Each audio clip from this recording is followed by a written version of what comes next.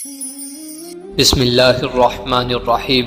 السلام علیکم دوستو، آج ہم بات کریں گے خاموش رہنے کے 4 بڑے نقصانات کی جو آپ کی زندگی کو مکمل طور پر برباد کر دیتے ہیں۔ لیکن اس سے پہلے ہم خاموش رہنے کے چند فوائد بھی بیان کرنا چاہیں گے تاکہ آپ خود کو بہتر طور پر سمجھ سکیں۔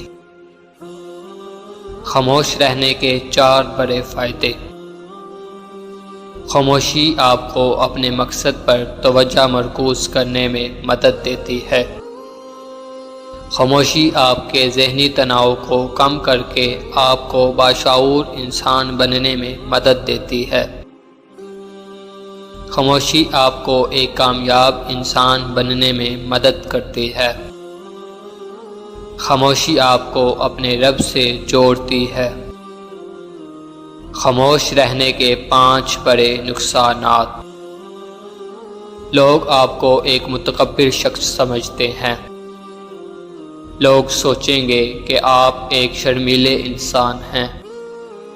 لوگ آپ سے دوستی نہیں کریں گے کیونکہ ان کے لیے آپ کو سمجھنا اور جاننا مشکل ہے۔ لوگ آپ کو اپنے مطلب کے لیے استعمال کریں گے کیونکہ خاموش انسان عام طور پر ایک اچھا انسان ہوتا ہے۔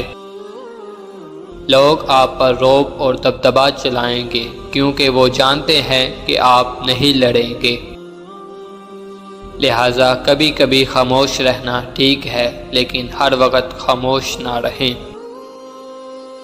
مزید یہ کہ جب آپ کے اقتدار پر حملہ کیا جائے تو خاموش نہ رہیں کیونکہ پھر لوگ آپ کو بزدل اور کمزور سمجھیں گے۔